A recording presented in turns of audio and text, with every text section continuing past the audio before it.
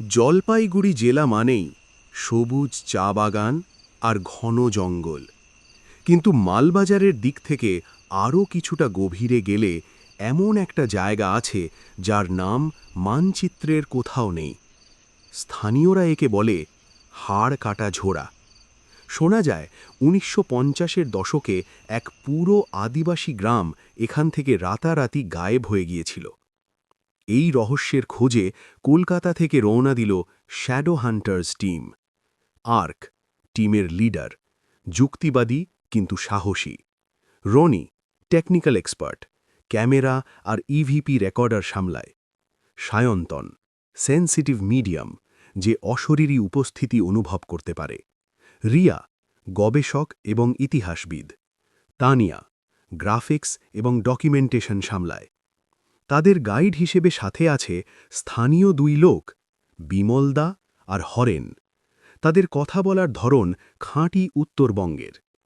গাড়ি যখন জঙ্গলের সীমানায় পৌঁছল, সূর্য তখন পাটে বসছে। বিমলদা বিড়ি ধরিয়ে খসখসে গলায় বলল, দাদা ভাই, ইবারও কইছি, ফিরত যাও, এই জঙ্গলটা ভালো লয়। রাইত হইলি ইটে কোনা গাছগুলাও কথা কয়। মোর বাপ কইছিল, ইটে মানুষ গেলে আর ফিরিয়ে আসে না। রনি হাসল, আরে বিমলদা, আমরা ভূত ধরতেই তো এসেছি, ভয় পাবেন না।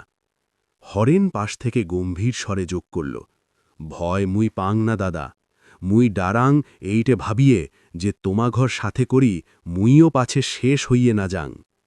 ই যে ঝোড়াটা দেখবার নাগছেন, ইটে জল লয়, ইটে মানুষের রক্ত বইছিল একদিন। টিম জঙ্গল পথে হাঁটতে শুরু করল। চারিদিকে ঝিঁঝি পোকার ডাক ছাপিয়ে এক অদ্ভুত নিস্তব্ধতা। রাত ১১টা। জঙ্গলের গভীরে একটা ফাঁকা জায়গায় তারা ক্যাম্প ফেলল। রনি তার থার্মাল ক্যামেরা সেট করল। সায়ন্তন হঠাৎ অস্থির হয়ে উঠল, আর্ক, এখানে কিছু একটা ভুল আছে। আমার কানের কাছে কেউ যেন খুব জোরে জোরে নিঃশ্বাস ফেলছে। রিয়া তার নথিপত্র খুলে বলল, আর্ক, এখানে ১৯৫০ সালে এক তান্ত্রিক নরবলি চক্র চালাতো বলে গুজব আছে। সে নাকি অমর হওয়ার জন্য পুরো গ্রামের মানুষের জীব কেটে নিয়েছিল। হঠাৎ রনির মনিটরে একটা লাল বিন্দু দেখা গেল। থার্মাল ইমেজে দেখা যাচ্ছে একটা মানুষের অবয়ব তাদের তাঁবুর ঠিক বাইরে দাঁড়িয়ে আছে, কিন্তু খালি চোখে সেখানে কেউ নেই। বিমলদা চিৎকার করে উঠল, ওই দেখ, ওই যে ছায়াটা, ওটা হাটকাটা বুড়া, পালান দাদা ভাই। বিমল আর হয়েন দৌড়ে অন্ধকারের দিকে মিলিয়ে গেল। টিম একা হয়ে পড়ল। রনি ক্যামেরা তাক করতেই দেখল লেন্সের উপর রক্তে লেখা, তোদের জীব আমি নেব। তানিয়া হঠাৎ আর্তনাদ করে উঠল। দেখা গেল তার পায়ের নিচ থেকে মাটি সরে যাচ্ছে।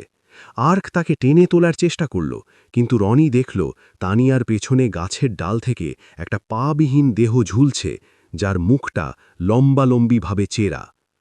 সায়ন্তন ধ্যানস্থ হয়ে বলল, পালাও, এরা আমাদের মারতে চায় না, এরা আমাদের জ্যান্ত কবর দিতে চায়।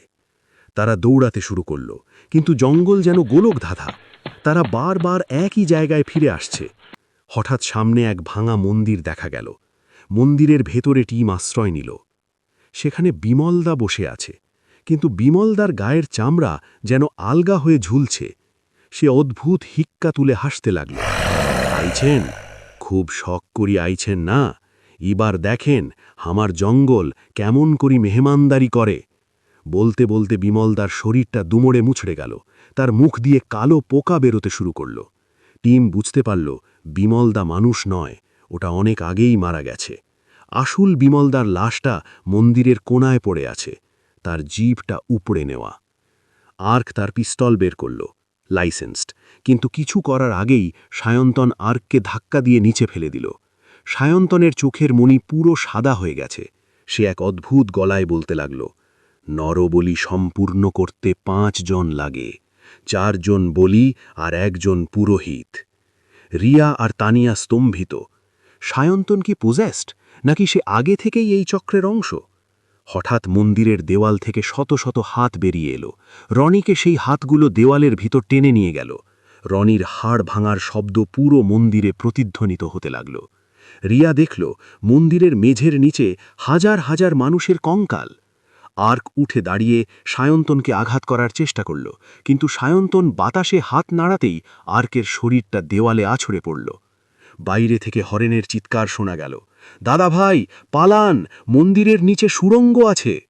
হরেন ভেতরে ঢুকে একটা মশাল জ্বালালো। আগুনের আলোয় ছায়াগুলো কিছুটা পিছিয়ে গেল, কিন্তু হরেন যখন আর্কের হাত ধরল, আর্ক দেখল হরেনের হাতের তালুতে কোনো রেখা নেই, সেখানে একটা মানুষের চোখের ছবি আঁকা।